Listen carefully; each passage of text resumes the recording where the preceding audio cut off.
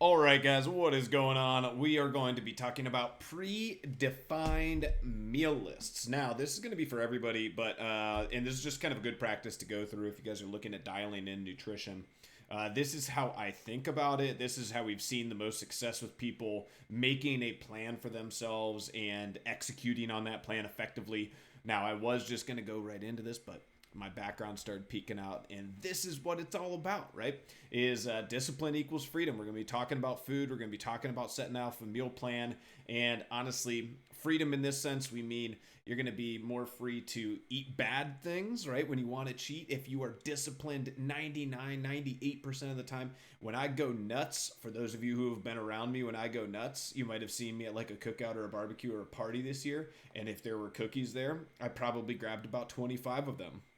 I love going nuts. But to do that, I have earned the freedom to do that by being disciplined regularly with a plan as we go. This is also discipline equals freedom in terms of just your fitness, your health, all these other things. Love this statement. Very, very applicable to what we're going to be talking about today. Now, for the Iron Mind Challenge, you guys, for everybody who's signed up, first of all, thank you guys for signing up. Super excited about this. This week will be a big breakdown in terms of how we're going to define these things, and I'll be sending out these resources to you guys tonight or tomorrow so that you have them. You can start building out and being prepared for this weekend where we'll do our grocery shopping list and start really preparing to start on Monday. Now, we're going to go over these predefined meal lists, and I'm going to walk you through mine. Now, I am doing this challenge with you guys, and this is going to be the meal plan that I am going to follow. So, I'm going to give myself a score on our challenge score sheet here.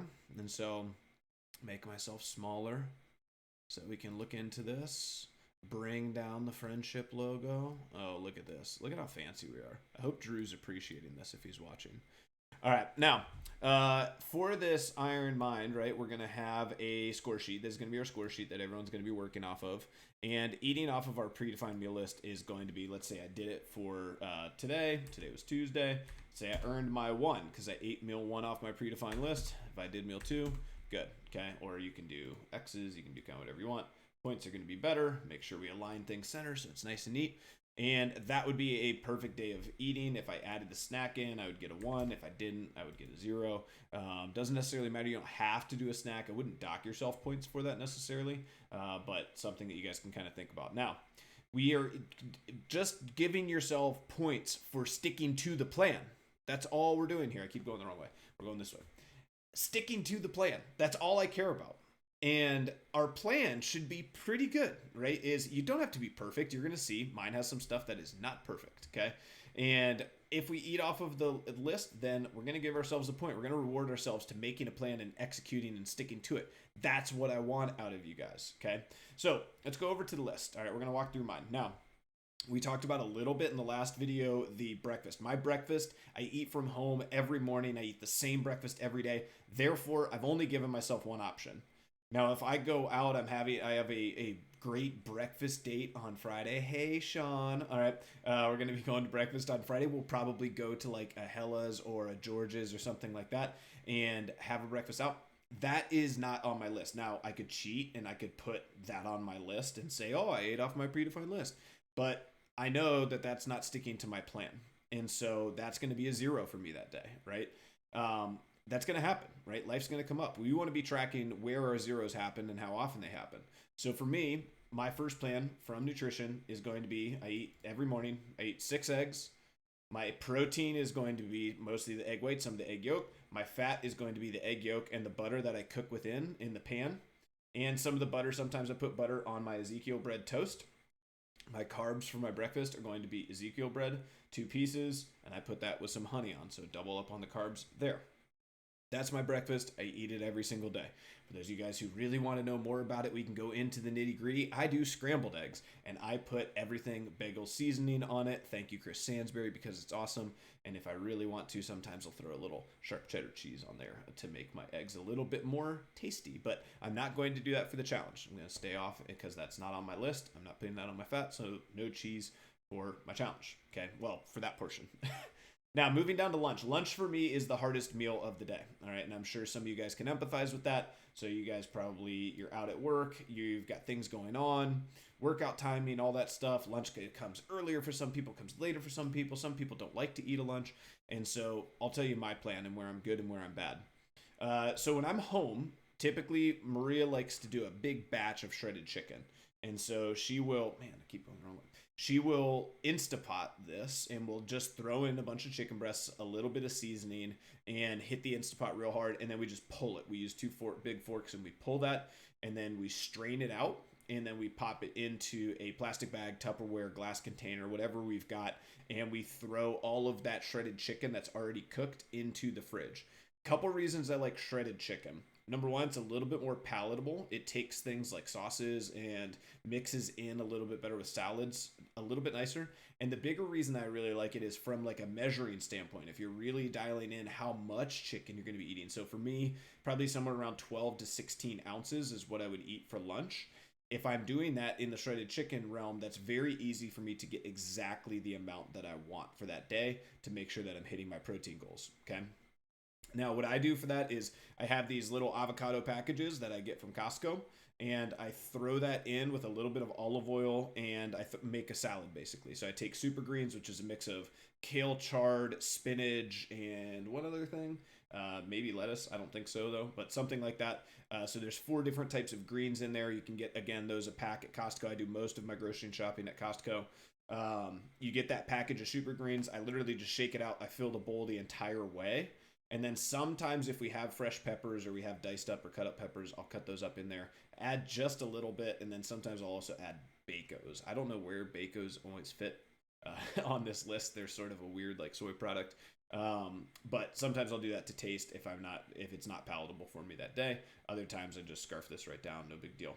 So that's my home lunch. When I'm eating at home and I'm prepping at home, that's what I eat. For those of you guys who know me very well, you know that my second option is much preferred. I love Chipotle. Okay.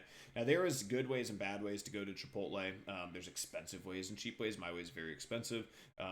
So for me, my burritos sometimes between $16 roughly. Sometimes I get screwed and it's like 20 or something like that if I get guac too.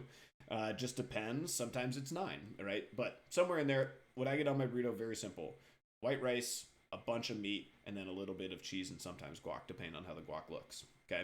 So breaking down, I've got my protein options. I've got 2 times chicken, 2 times steak. That's roughly about 8 ounces of chicken, 8 ounces of steak. For the fats, obviously the steak and the chicken's got a little bit of fat in it, cheese and guac. And then for the carbs, I've got rice and the tortilla shells. So that's sort of my breakdown here, right? And so these are my 2 main options for lunch. If I get something else, if I go to Rebowl, it's close. I could maybe get the same thing, but it's not sticking to the plan. So I'm going to take it off. That's going to be a 0 for that day.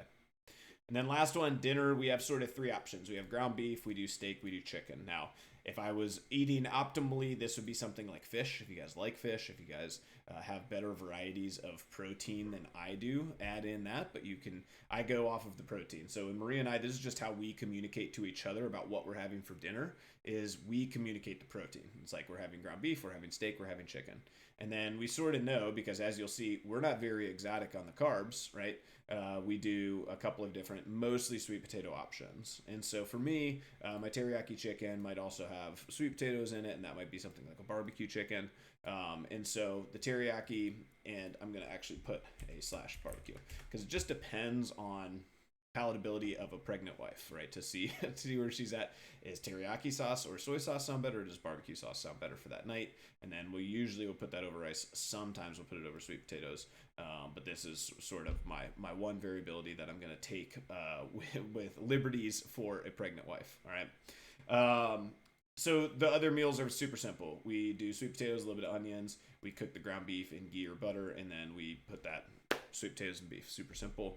Flank steaks we'll cook, so we sous vide them, and then we will throw them on the grill to touch them up, or we'll do butter and garlic in a pan, and then we'll do sweet potatoes as a side for that. And then, like I talked about already with the teriyaki chicken, that's our dinners. We stay pretty bland-ish on that. And then smoothie options, I've talked about this ad nauseum. If you guys have never tried my smoothie before, connect with me. I'll send you the recipe. It's very simple. It's the most amazing thing. It's very tasty, easy way for me. You notice I don't have a ton of vegetables up here outside of maybe my lunch, and so I drink a lot of them, right? So we drink a super green smoothie every day, pack it full of kale, spinach, chard. We throw some bananas, tri-berry blend in there, pineapple. All of that gives it really good kind of fruity flavor. Sometimes we'll throw some strawberries in there. It just depends. And then we do some collagen protein. Obviously, the kale is going to give you a good amount of protein in there as well. My other snack that I do, and this is my most favorite one, we're just going to skip to the bottom, is my Vermont cheddar cheese. Love cheese. Big cheese fan. Now, you might be sitting there saying, but Jeff, cheese isn't healthy.